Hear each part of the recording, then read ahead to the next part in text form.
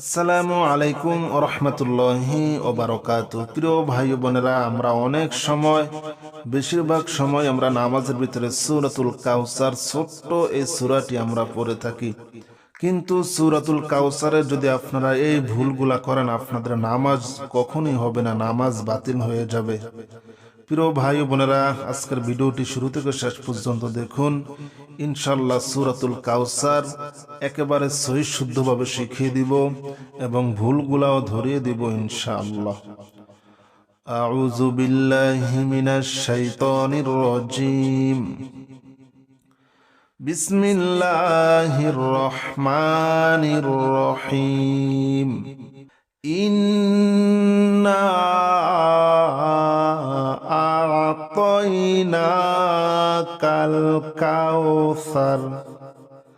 হামজা নুন জের ইন, আলিফকে হামজা বলার কারণ হলো আলিফের উপরে জবর জের ফেজ জজম এমন কিছু চলে আসলে আলিফ আর আলিফ থাকবে না, আলিফ হামজা হয়ে যাবে। আর এগুলা কিছু না থাকলে শুধু আলিফ থাকলে আলিফ আলিফই থাকবে। এখানে আলিফের নিচে জের, সেই কারণে আলিফ হামজা হয়ে গিয়েছে। হামজা নুন জের ইন, নুন আলিফ জবর না, ইন্না ইন গুন্না করেছি, আবার না বলে টান দিয়েছি। আমাদের মনে রাখতে হবে আরবি পড়ার সময় যদি আপনারা দেখেন নুনে অথবা মিমে তাজদিদ, তাহলে আপনারা ওয়াজিব গুন্না করিয়া পড়িবেন। আশেপাশে কোন হরফ আছে না আছে দেখার কোনো দরকার নাই, নুনে মিমে তাজদিদ দেখিলেই গুন্না করিয়া পড়িবেন, ঠিক আছে। হামজা নুন জের ইন, নুন আলিফ জবর না, ইন্না ইন্না বলে টান দিয়েছি, না বলে টান দেওয়ার কারণ হলো আরবি পড়ার সময় 6 জায়গায় একালিফ করে টান দিয়ে পড়তে হয়। 6টি জায়গা হলো জবরের বাম পাশে খালি আলিফ, জেরের বাম পাশে জজমালা ইয়া, পেশের বাম পাশে জজমালা ওয়াও, সাথে সাথে খাড়া জবর খাড়া জের উল্টা পেশ। এই 6 জায়গায় একালিফ করে টান দিয়ে পড়তে হবে। আমরা এখানে জবরের বাম পাশে খালি আলিফ দেখতে পাচ্ছি, আবার উপরে চিকন চিহ্ন দেখতে পাচ্ছি। উপরে যদি এমন চিকন চিহ্ন দেখেন তাহলে এক আলিফের জায়গায় 3 আলিফ টান দিয়ে পড়বেন, ঠিক আছে। হামজা নুন জের ইন, নুন আলিফ জবর না, ইন্না। হামজা আইন জবর আ, তয়া জবর তয়, নুন খারা জবর না, নুনে খারা জবর এক আলিফ টান, আ'তাইনা। কাফ লাম জবর কাল, কাফা জবর কাউ, কাল কাউ। সা জবর সা, র জবর র, সা র। থামলে হবে সার, সার হবে কেন? আরবি পড়ার সময় কোনো হরফে থামতে চাইলে সেই হরফে মনে মনে জজম দিয়ে থামতে হয়। সেই কারণে রতে আমরা মনে মনে জজম দিয়েছি। জজম দেওয়ার কারণে সারকে ধরবে, তাহলে কি হবে সার, ঠিক আছে। ইন্না আ'তাইনাকাল কাউসার, ইন্না আ'তাইনাকাল কাউসার, ফাসল্লি লিরাব্বিকা ওয়ানহার।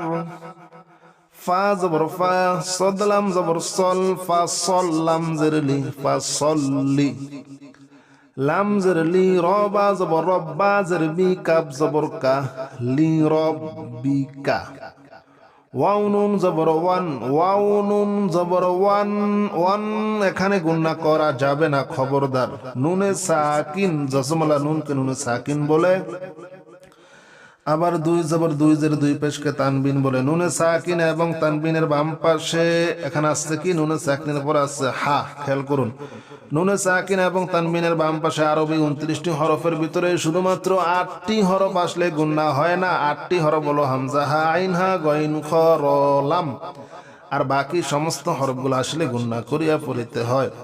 এখানে আমরা নুনে সাকিনের পরে দেখতে পাচ্ছি হা, হা কিন্তু 8টি হরফের ভিতরের একটি হরফ, তাই এখানে গুণনা করা যাবে না। ওয়াও নুন জবর ওয়ান, হা রা জবর হার, ওয়ান হার। ফাসল্লি লিরাব্বিকা ওয়ানহার ইন্না শানিয়াকা হুয়াল আবতার। হামজা নুন জের ইন, নুনে তাজদিদ ওয়াজিব গুন্না। হামজা নুন জের ইন, নুন জবর না, ইন্না। শিন আলিফ জবর শাহ, জবরের বাম পাশে খালি আলিফ, এক আলিফ টান। জবরের বাম পাশে খালি আলিফ, জেরের বাম পাশে জজমালা ইয়া, পেশের বাম পাশে জজমালা ওয়াও, সাথে সাথে খারা জবর খারা, জের উল্টা পেশ। এই 6 জায়গায় এক আলিফ করে টান দিয়ে পড়তে হয়। এই টানগুলাকে মধ্যে তবাই বলে। এই টানগুলা যদি আপনারা ভুলও নামাজের ভিতরে ছেড়ে দেন, তাহলে আপনাদের নামাজ সরাসরি বাতিল হয়ে যাবে। কারণ নামাজ ভাঙার কারণ 19টির ভিতরে 1 নম্বরই হলো নামাজে অশুদ্ধ পড়া। আর একালিফ টানগুলা না দিলে পড়া সম্পূর্ণ অশুদ্ধ হয়ে যায়, অর্থ সম্পূর্ণ পরিবর্তন হয়ে যায়, অর্থ উল্টিয়ে যায়। সেই কারণে আমরা একালিফ টানগুলা খুবই মনোযোগ দিয়ে, খুবই গুরুত্ব দিয়ে আমরা আদায় করব ইনশাআল্লাহ। শিন আলিফ জবর শাহ, এক আলিফ টান। নুন জেরে নি, হামজা জবর আ, কাফ জবর কা। ইন্না শানিয়াকা হুয়াল আবতার। হা পেশ হু, ওয়াও লাম জবর ওয়াল, হুয়াল। হামজা বা জবর আব, আব হবে না, হবে হামজা বা জবর আব। বারে ধাক্কা দিতে হবে। বারে ধাক্কা দেওয়ার কারণ হলো আরবি পড়ার সময় 5টি হরফের উপরে জজম থাকিলে কলকলা করিয়া পড়িতে হয়। আর কলকলা মানি ধাক্কা দিয়ে পড়া। 5টি হরফ হলো কফ, ত, বা, জিম, দাল। এই 5 হরফে জজম থাকিলে কলকলা করিয়া পড়িতে হয়। আর কলকলা মানি ধাক্কা দিয়ে পড়া। হামজা বা জবর আব, তা জবর তা, র পেশ রু। আব তারু, থামলে হবে আব তার। ইন্না শানিয়াকা হুয়াল আবতার।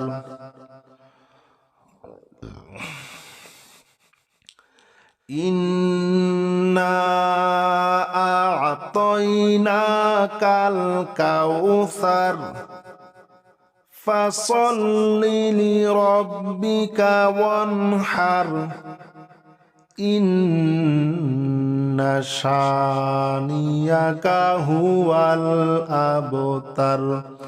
সম্মানিত আমার দিনী ভাই বোনেরা, তাহলে আমরা বুঝলাম একালিফ টানগুলা কখনই ছাড়া যাবে না। একালিফ টানগুলা হলো জবরের বাম পাশে খালি আলিফ, জেরের বাম পাশে জজমালা ইয়া, পেশের বাম পাশে জজমালা ওয়াও, সাথে সাথে খারা জবর খারা, জের উল্টা পেশ। আমরা আরো শিখলাম আরবি পড়ার সময় নুনে অথবা মিমে তাজদিদ থাকিলে আশেপাশে কোন হরফ আছে না আছে দেখার কোনো দরকার হবে না।